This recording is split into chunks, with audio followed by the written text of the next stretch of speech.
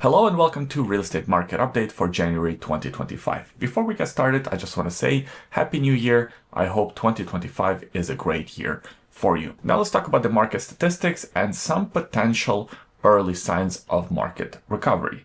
We're going to start with looking at the number of sales, and in December 2024, the Real Estate Board of Greater Vancouver recorded a total number of 1,765 sales. That's about a 31.2% increase comparing to December 2023. So clearly this December was much stronger in terms of sales and transactions comparing to December last year. If you remember, last year December was very slow. And actually, if we look at the total number of sales comparing to the 10-year seasonal average, this number is about 14.9% below the 10-year seasonal average. So we're not back to normal yet, but we are slowly getting there. And month over month, especially over the last 3 months, we have seen this number sort of stabilize. We have seen this number go up and try to catch up to that 10-year seasonal average. If we look at the total number of new listings, I think the picture gets even better, at least comparing to last year. In December 2024, there was a total number of 1,676 units listed for sale. That includes all property types, attached, detached, and apartments. That number is about 26.3% higher comparing to the properties listed in December 2023. And this number is also about 1.1% below the 10-year seasonal average. And this number to me is the best indicator that the real estate market is sort of stabilizing. Let me explain why. We want to focus on the 10-year seasonal average. So 1.1% below the 10-year seasonal average, it's really good. We actually haven't really seen below the 10-year seasonal average number of listings in quite some time. If you remember, over the last few months, this number was always above the 10-year seasonal average. People were listing their properties. There was a bit of worry about listings accumulating on the market, not selling fast enough, and sort of fears of prices going down, etc., especially on the seller side. Now having this number to be in line with the 10-year seasonal average is good news. Now I wouldn't celebrate too early, and that's why I said it's showing signs of recovery, but I personally am not convinced yet. That's because of the seller's psychology going forward. I think the general expectation right now is that the market will be recovering more in 2025. We should see more interest rate reductions in 2025. So the sellers that could wait and not list their properties in December probably are waiting and not listing their properties in December. They're waiting for sort of January, February, March months to list if they can afford to wait. As opposed to if the market is very busy, even in December, you are likely to get the price you want because there is quite a bit of activity.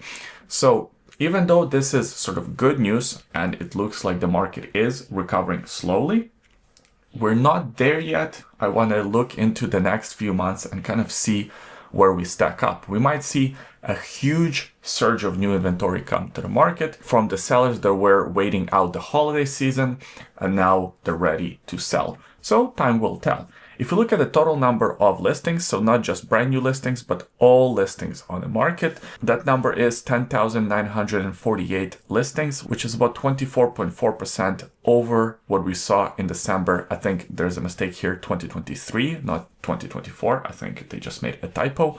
And this number is also about 25.3% above the 10-year seasonal average. So even though we didn't see a huge surge of new listings in December, which I said was pretty good news, the total number of available inventory is still quite a bit above the 10-year seasonal average. And time will tell. That's why I am cautiously optimistic about the future of the next few months. We will see how much more new inventory comes to the market versus how much of this existing inventory gets sold out, and that will tell us a much better story of the market recovery. Speaking of the sales to active listings ratio, let's actually look at that number next. So for December 2024, that number was about 12.1% for detached houses. That number was also about 23.6% for attached homes and 18.7% for apartments.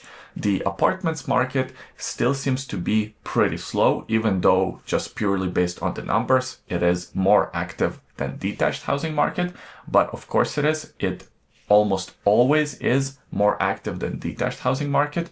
However, that number is pretty close. I don't remember last time I've seen these numbers be this close together. And to me, that says that the investor interest is still not there. The rents in Vancouver are still pretty low. Actually, let's look at the rental market report. The rents in Vancouver have gone down even further.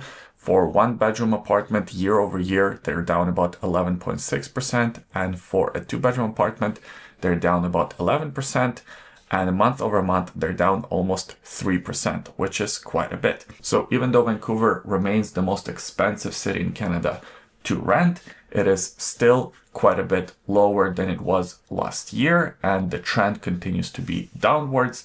I did a few blogs about this, mainly due to the lack of immigration, the cap of international students.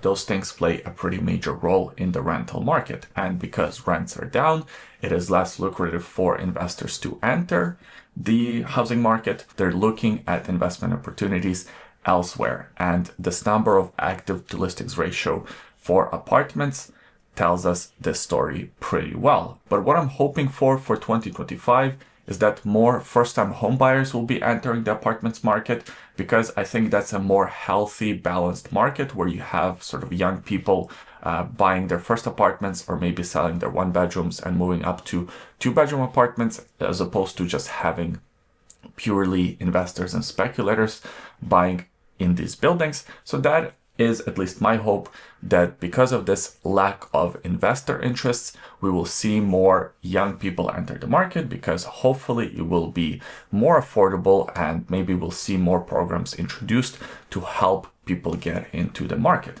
Speaking of the prices, let's actually look at the detached housing prices. They have increased by about 2% comparing to last year, and they're also about the same as what they were in November 2024. Now, this 2% price increase, I wouldn't take it at the face value, because the transactions are still pretty low, so it's kind of hard to tell exactly whether the prices have gone up or not. From my experience, from what I've seen, the market is actually pretty flat.